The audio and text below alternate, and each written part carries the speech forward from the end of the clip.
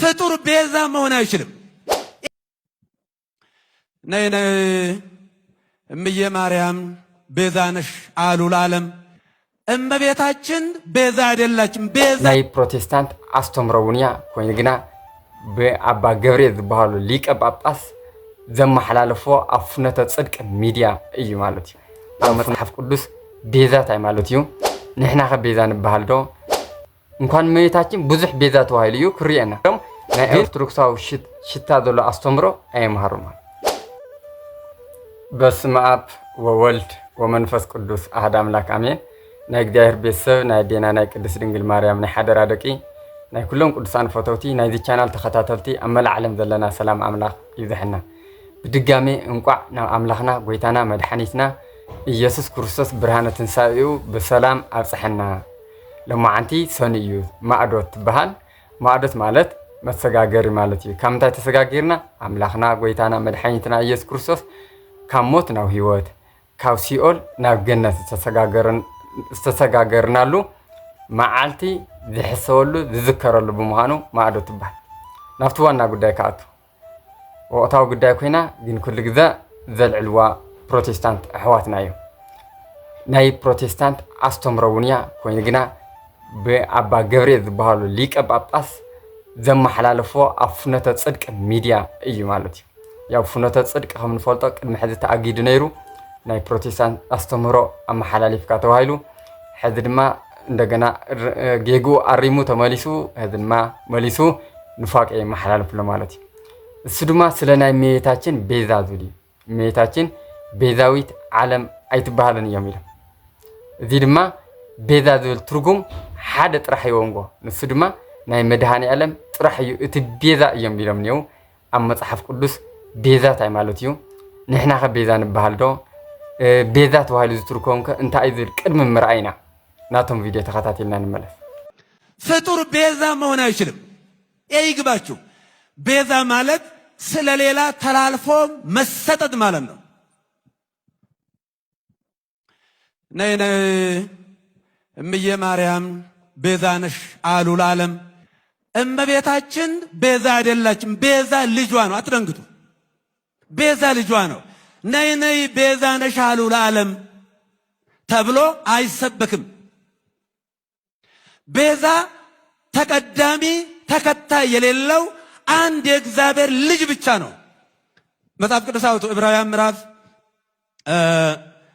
9 ቁጥር 11 ላይ ምዕራፍ 9 ቁጥር 11 ላይ ምን ይላል? ነገር ግን ክርስቶስ መጣ ዘንድ ላለው መልካም ነገር ሊቀ ካህናት ሆኖ በምትበልጠውና በምትሻለው በእጆችም ባልተሰራች ማለት ለዚህ ፍጥረት ባልሆነች ድንኳን ፈጽሞ ወደ ቅድስ በገዛ ደሙ የዘላለም ቤዛነትን አግኝቶ በገዛ ደሙ ገባ እንጂ በፍየሎችና በኮርማዎች አይደለም። በፍየሎች በኮርማዎች አይደለም። ሚካኤል ቤዛ መሆን አይችልም። ገብርኤል ቤዛ አልሆነም። አብርሃም ቤዛ አልሆነም። የትኛውን ፍጡር ቤዛ አልሆነም። ለዘላለሙ ልጇ ነው ቤዛ።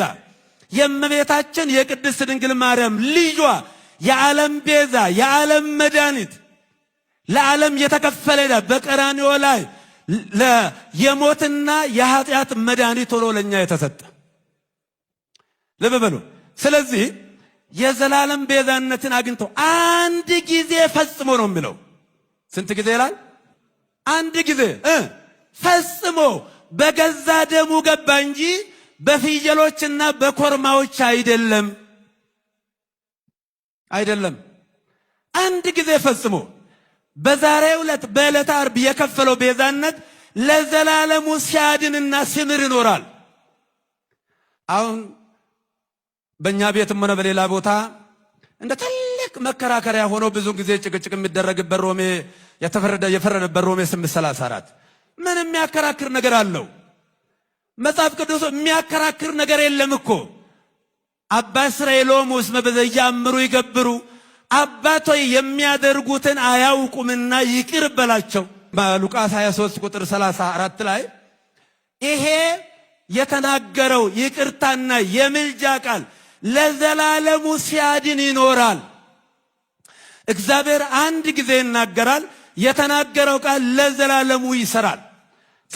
ያው ከምዛ ሰማዕና ታዝወልዋ እዚ ብደንብ ክነስተውዕል ኣለና ኣፍታ ዝወልዋ ኣስተምህሮ ኣፉነተ ጽድቅ ሚድያ ኮይኑ ናይ ኣምላኽና ትንሳኤ ኣብ ናይ ትንሳኤ ዘምህርለው ይመስለኒ ብቻ ውሽጡ ጉባኤ ዋና ቁም ነገር ግን ትስተናገርዎ ቃል እየ ክብል ማለት እዩ። ያው ብዙሕ ሊቃውንቲ እውን መልሲ ይብሉ ኣለው እዮም። ሊቀ ጳጳስ እውን እዮም ኮይኖም ኣባ ገብርኤል እዮም ዝበሃሉ።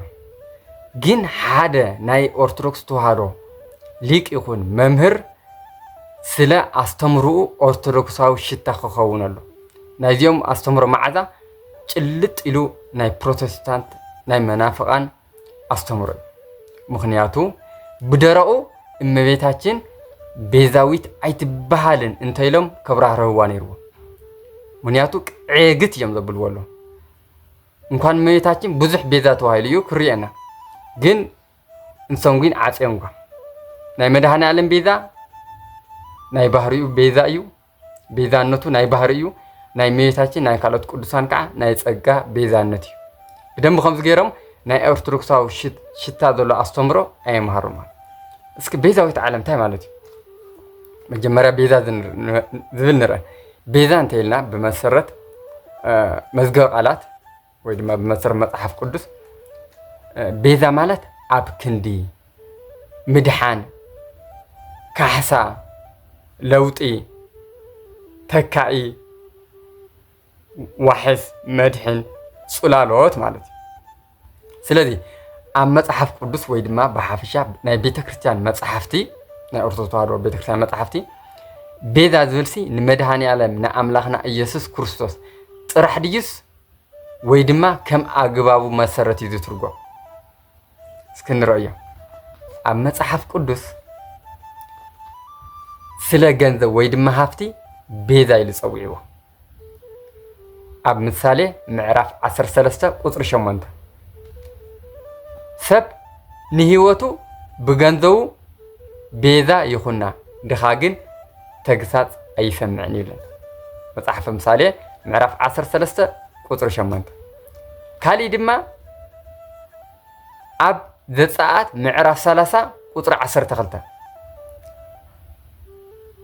ኣብ ዘጸአት ምዕራፍ 30 ቁጥሪ 12 ንገንዘብ ወይ ድማ ብር ቤዛ ተባሂሉ ተጸዊዑ እዩ።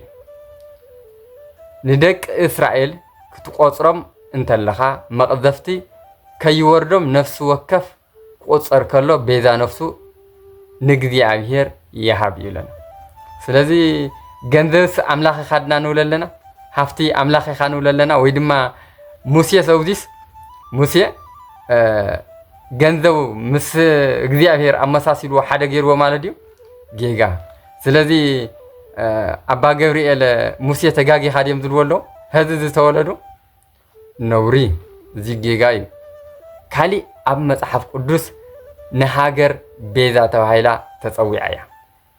ኣብ ኢሳያስ ምዕራፍ 43 ቁጥሪ 3 ኣነ ናይ እስራኤል ቅዱስ እግዚአብሔር ኣምላክካ መድኃኒትካ እየ ንግብፂ ንዓኻ ቤዛ ገይረ ንኢትዮጵያን ሳባን ክንዲ ክንዳኻ ሃብኩ ይብል ማለት እዩ። ስለዚ ኣብዚ ነቢዩ ኢሳያስ ካብቶም ዓበይቲ ነቢያ ዝበሃሉ ነቢይ ኢሳያስ ተጋጊዩ እኮ እዮም ዝብልና ኣሎ። ነስተውዕለ ዘለና እዚ እውን ዓብዪ ጌጋ እዩ። እዚ ክሕደት እዮም ዘመሓላልፍሎ ናይ ኣስተምህሮ ሽታ ኣይኮነን። እዚ መጽሓፍ ቅዱስ ኣየንበብዎን ማለት እዩ። ኣብ ብናይ ኦርቶዶክስ ተዋህዶ ሽፋን ጌርካ ጊ ናይ ፕሮቴስታንት ኣስተምህሮ ይመሓላለፍሎ ማለት እዩ። ካልእ ድማ ከምዚ ይብለና ሓደ መራሒ ኣብ መጽሓፍ ቅዱስ እውን ቤዛ ተባሂሉ ተጸዊዑ ኣሎ። ንመራሒ እውን ቤዛ ይበሃል። ነዚ ኣባና ሓለቓን ፈራድን ገይሩ መን እዩ ዝሸመካ ኢሎም ዝኸሓድዎ ሙሴ ንዕኡ እግዚአብሔር ኣብ ቆጥቋጥ ብዝተረኣዮ መልኣክ ገይሩ ሓለቓን መውፅኢ ቤዛ ምእንቲ ክትኸውን ለኣኾ።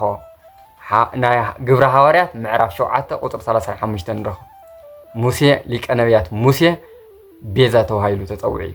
እንደውም እዞም ህዝቢ ከጥፎም ይኽእል ከሎ እግዚአብሔር ካብ ግብፅ ባርነት ነፃ ምሰውፆም ሽዑ ሙሴ ኣብ ክንድቶም ህዝቢ ካብ ናይ ህይወት መፅሓፍ ደምስሰኒ ኢሉ ኣብ ክንዲ ዝበልና የዓንቶ ቤዛ ማለት ምትክ ወይ ድማ ኣብ ክንዲ ማለት እዩ ስለዚ ቤዛ ተባሂሉ ተፀዊዕ ማለት እዩ ሙሴ ካሊእ ድማ ንሕድሕድና ንሕና ቤዛ ተባሂልና ተፀዊዕና እዚ ድማ ወይ ንረኽቦ ኣብ ቀዳማይ ዮሃንስ ምዕራፍ 3 ቁፅሪ 16 ከምዚ ይብለና ክርስቶስ ንህይወቱ ቤዛ ስለ ዘሕለፈ ንፍቕሪ በዚ ኢና ንፈልጦ ንሕና እውን ምእንቲ ኣሕዋትና ህይወትና ቤዛ ክነሕልፍ ይግበአና እዩ ይብለና ዮሃንስ ወልደ ነጎድጓድ ዝፀሓፈና ስለዚ ዮሃንስ ወልደ ነጎድጓድ ነባቤ መለኮት ምስ እግዚአብሔር ዝነበረ ፍቁረ እግዚእ ዝበሃል ክስካዕ መስቀል ዝተኸስተሎ ምስ እመቤታችን 15 ዓመት ምስኣ ዝነበረ ንኡ ተገይራ ዝተዋሃወት እመቤታችን ስለ ጥበብ ስለ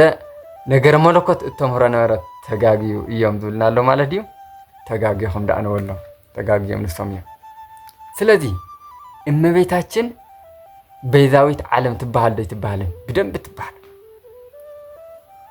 መራሕቲ ገንዘብ ሃፍቲ ንሕና እኳ ቤዛ ተተባሂልና እመቤታችን ማ ቤዛነታ ይፍለይ እኮ ስለዚ ከም ዓውዱ ከም ኣገባቡ እዩ ዝትርጎም ንሓደ ጥራሕ እዩ ዝበሃል የለን ምክንያቱ እግዚአብሔር ቅዱስ እዩ ኣነ ጥራሕ ቅዱስ እዩ ዝብል ግን ኣነ ቅዱስ ስለ ዝኾንኩ ንስኻትኩም እውን ቅዱሳን ኩኑ ኢልና ቅዱስ ገብርኤል ክንብል ከለና ቅዱስ ዝብል ቅላጥ ተወሳኺ ስለ ዝሃብናዮ ኣምላኽ ይኻድና ንብል ኣለና ቅዱስ ሚካኤል ክንብል ከለና ከምዚ ኢልና ተወሳኺ ክንህቦም ከለና እግዚኣብሔርና ንብሎም ኣለና ማለት እዩ ጌጋ ከም ዓውዱ ኢና ነንቦ እግዚኣብሔር ናይ ባህሪኡ ዝኾነ ኩሉ ብፀጋ ሂውና እዩ ንሙሴ እኮ ኣምላኽ ገይረ ሂበክ ሸይሞካ ኣለኹ ኮይልዎ ናይ ፀጋ ኣምላኽ ማለት እዩ ናይ ባህርማ መድሃኒ ዓለም እዩ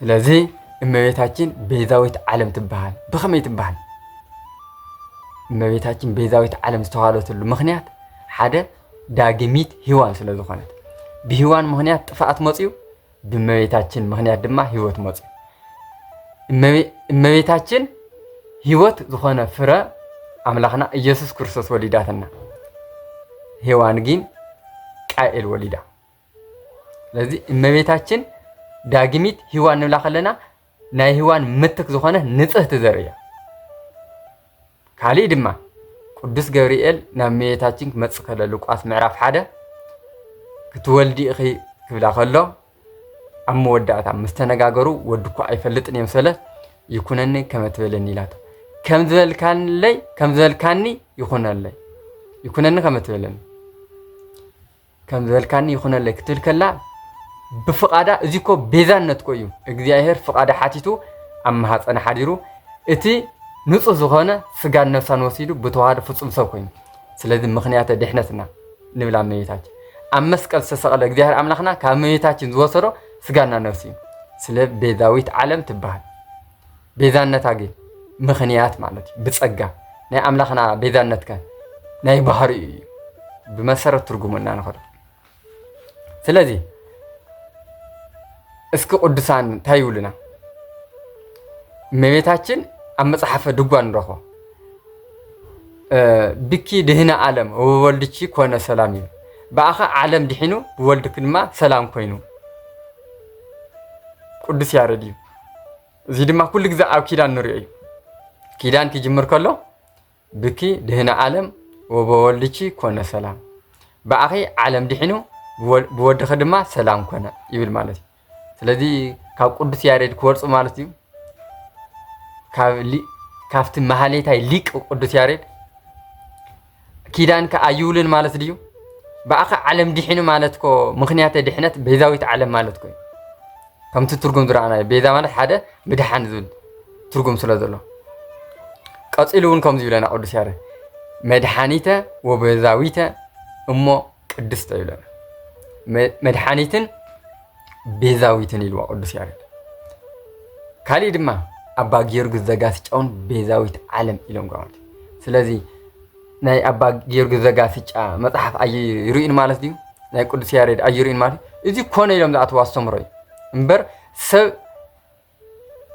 ሃይማኖቱ ንኸይሸራረፍ ወይ ድማ ኣብ እምነቱ ብደንብ ንኽርድኦ ብትክክል ጌርካ ብዓውዱ መሰረት ኢኻ ብኣገባብ እቲ ፅሑፍ ኢኻ ከተረድኦ ዘለካ بدفنو خمس جير كاي محلالة كالي خمس لنا ملك إدم ناجدين كل ولوكم ملك إدم ذل متحف الله سلام لذكرى سميتي زمن كرت عمو لولدتي أمثال دمو مسرة هيوت مريم وات أنت مداني ذمك قديمو كياكي ذا فترة لبيذا عالمو እግዚአብሔር يتبارك ويتأكسم እግዚአብሔር فينا أخ فطيرونا عالم بيذا خطخوني لوا بيذاوت عالم نلا بدي مغنياتي زي خايولون مالدي ውዳሴ ማርያም ናይ ግድንኮ ሓደ ሰብ ዲያቆን ኸውን ውዳሴ ማርያም መጀመሪያ በደንብ ፈለጠሉ ዲቁና ውዳሴ ማርያም ቀጽሉ ክንደ ደረጃ አለ እዚ ምስወዱ ዲቁናው የሚዋው እዚያው ግን ሊቀ ጳጳስ እዩ ስለዚህ አፍቲ ውዳሴ ማርያም መስቀል ኃይልነ መስቀል ጽንነ መስቀል ቤዛነ ዝብል አየንወን ማለት መስቀል ሲ ቤዛና እዩ ዝብል ነው ውዳሴ ማርያም ተርእንጉ መስቀል ቤዛና ይብል ስለዚህ ንመስቀል ቤዛና ተተዋይሉ እመቤታችን ድማ ንምንታይ ቤዛዊት ዓለም ዘይትባል መስቀል ኳና ተባለ ግድን መስቀል ከ ቤዛና እዩ ደመ መለኮት ዝፈሰሰ ኮይ ግን በአውዱ መሰረት ይዝንበ ስለዚህ ህዝቡን ዓብይ ጌጋሎም ክሕደቱን እዩ ማለት እዩ ናይ ቤተክርስቲያን አስተምሮ አይኮነን ካሊ ድማ ከምዚ ይብለና ንትፈሳህ ኩልነ በዝክረ ስምኪ ጦም ወደመ አስኳልቺ ማዕድም ቅድስት ማርያም ቤዛዊት ኩሉ ዓለም እመቤታችን ቅድስት ድንግል ማርያም ቤዛዊት ኩሉ ዓለም ይብለና ወዲሁ ናይ አባ ጊዮርጊስ ዘጋስጫ ናይ ቅዱስ ያሬድ ናይ ቅዱስ ኤፍሬም ሰሪያዊ ናይ ቅዱስ ያሬድ አውድጓ ኣብ አንቀጸ ብርሃን ዋዕል ተርእናዮ ናይ ዓለም መድኃኒት ይብላ እመቤታችን ናይ ዓለም ቤዛ ይብላ እዚ ድማ ምኽንያተ ድሕነትና ከም ዝኾነት ናይ ጸጋ ከም ዝኾነ ግልጽ እዩ እዚ ኦርቶዶክስ ተዋህዶ ከተምህር ከላ ናይ መድኃኒ ዓለም ቤዛነትን ናይ ቅዱሳን ቤዛነትን በደንብ ፈላልያ አረዲያ ያተምህር ናይ መድኃኒ ዓለም ቤዛነት ናይ ባህሪ እዩ ቅዱሳን ቤዛ ዝኾን ድማ እግዚአብሔር ብዛሃዎም ጸጋ እዩ ማለት ስለዚህ በዚህ ምክንያት ቤዛ ታይ ማለት ከም ዝኾነ እዚ ይመስል ዞም ሊቀ ጳጳስ ብዙሕ ያው መልሲ ይዋሃቦም ኣሎ ብልቦም ተኮይኖም ይቅርታ ኸውልዮም ተዘይኮይኑ ድማ ያው ተጎልዩዋ ዝነበረት ናይ ልቦኖም ትክክለኛ ዘይኮነ አስተምሮ ግልጽ አቢሎም ወጽኦም ጓለው ኣብ ካሊ አስተምሮም እውን ይርያ ናይ ኦርቶዶክስ ተዋህዶ ማዕዛ የውሎም እዚ አስተምሮ እዚ ሙሉ በሙሉ ንፕሮቴስታንት ዝሕጉስ እዩ ፕሮቴስታንት አስተምሮም ንሱ እዩ ኢየሱስ ጥራሕ እዮም ዝሉ ንሰውን ጥራሕ እዮም ኢሎም ካብኡ ድማ ታቤዛ ትብል ንፍጥሮ ይትኾንን እዮም ኢሎም ካብኡ የጋጨዎ ነይሮም ናይ ኦሪት ዝነበረ ኣብ ብሉይ ኪዳን በጊዕና ጤል አሐዲስ ኪዳን ድማ ናይ ኢየሱስ ክርስቶስ ይብል ነይሮም መድኃኒትና ኢየሱስ ክርስቶስ ትክክል እዩ ብደሙት ቤዛ ኮይንና ተበጅውና አፍቲ ግን አጋግዕየ ነይሮም መስዋዕት ዝኾና ግን ምስ ናይ እመቤታችን ፍጡር ይኾን ቅዱስ ሚካኤል ይኾንን ቅዱስ ገብርኤል ይኾንና ሊጣውስ ነይሮም እዚውን ከስተኻኽልዎ ነይሩ ቅዱሳን ብናይ ቃል ኪዳኖም አማላጅነቶም ቤዛ ይባሉ ቤዛ ማለት አማላጅነቱን ቤዛ ይባል ስለዚህ በዚህ ምክንያት ቤዛ ማለት እዚ ካብኮነ እመቤታችን ቤዛዊት ዓለም ትባል ነዚ እዮም ንትመዝምሩነ ዘቋሽሽዎ ዘቃልልዎ ነው ነይ ነይ እምየ ማርያም ነይ ነይ ቤዛዊት ዓለም ዝብል አይኾን ኢሎም ጎተናይ ጥንት ማለት ተጋግዮም ስለዚህ ጌጎም ክርሙ ይግቦም ተክል ተኮይኑ ማነ ሰብ ክጠፍየውልን ሊቀ ጳጳስ ግን ሊቀ ጳጳስ ግን አይጋገነ ይንብልን ተጋግዮም ኣሎ ብዙሕ ሊቀ ጳጳስ በስነ ስርዓት ቤተክርስቲያን ተዘይከዶም ያው ጌጋ ተኮይኑ ጌጋ እዮም ዝበሃል ማለት እዩ ስለዚህ እመቤታችን ቅድስት ድንግል ማርያም ቤዛዊት ዓለም በቃል ኪዳና ብጸሎታ ተሐልወና ፍቅራ ኣብ ልቦናና ጣዕመ ውዳሴያ አንደበትና ትገረልና ወስብሐት ለእግዚአብሔር ወለወላዲቱ ድንግል ወለመስቀሉ ክቡር ንዘለዓለም አሜን